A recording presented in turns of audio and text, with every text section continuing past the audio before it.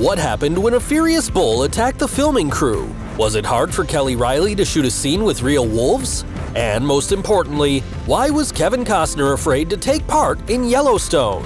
Hi, I'm Joe. Let's go!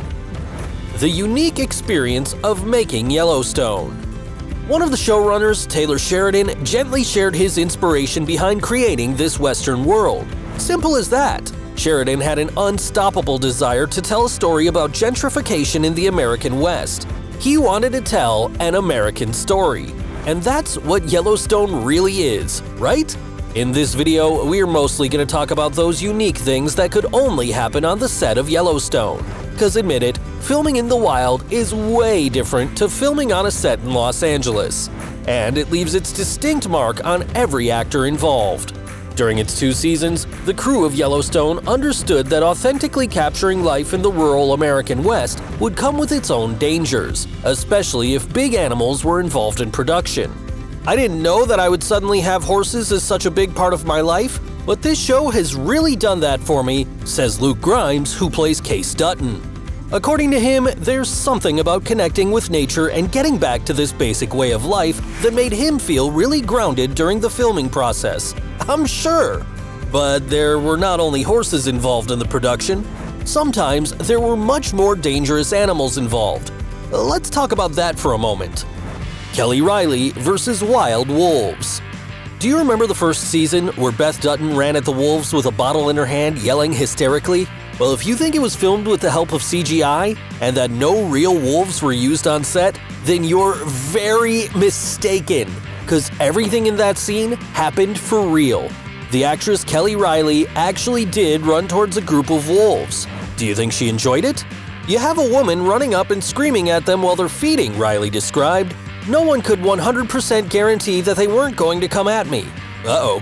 Of course, there were expert animal handlers on set, but admit it, you have to be brave as hell to do something like that.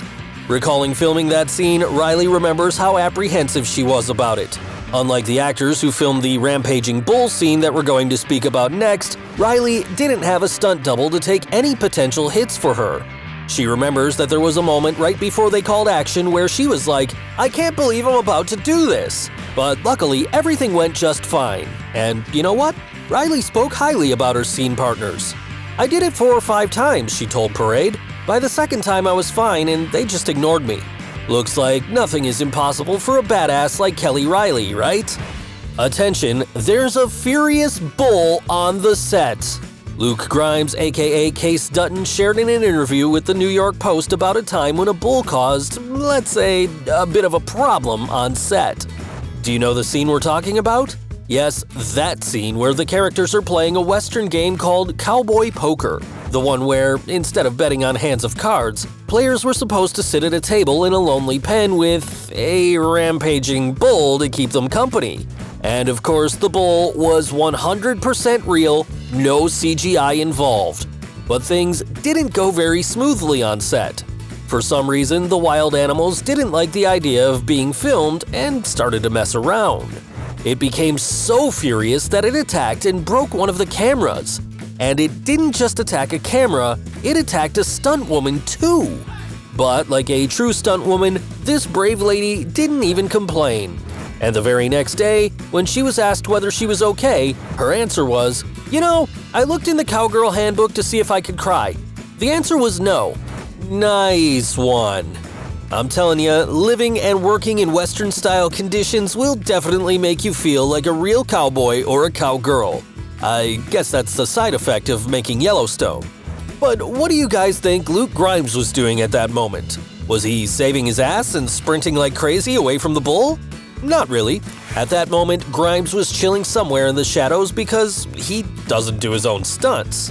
I'm not one of the actors on the show who say, "I do all my own stunts." Wow. Seems like he's not nearly as tough as Kelly Reilly. The bears were real too. Yes, besides dealing with real wolves and real bulls, the filmmakers were brave enough to face real bears.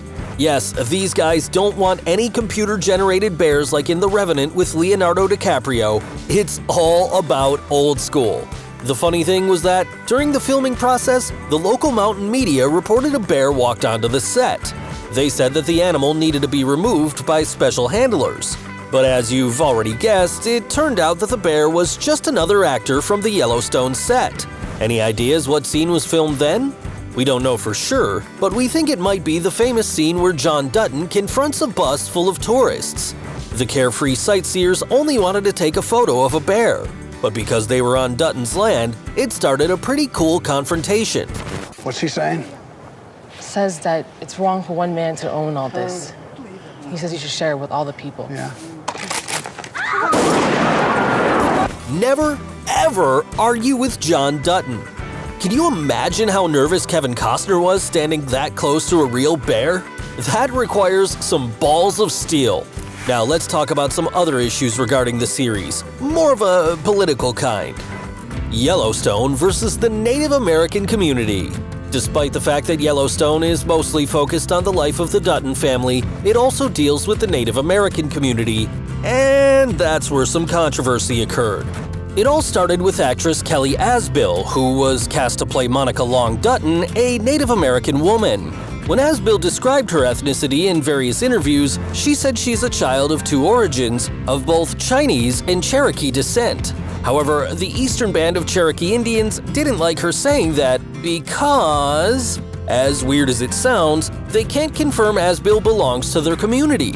Yes, according to a native news source, Pechanga.net, no documentation was found in the records to support any claim that Asbill descends from the Eastern Band of Cherokee Indians.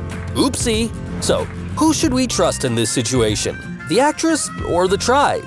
The uncertainty led to a Native American actor, Adam Beach, calling for a boycott of the series. What got me jolted by it was that I have a lot of Native female actors that need a job, Beach told BuzzFeed News. I immediately called it out.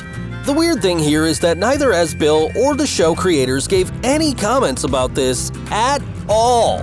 This small issue sparked a much bigger conversation.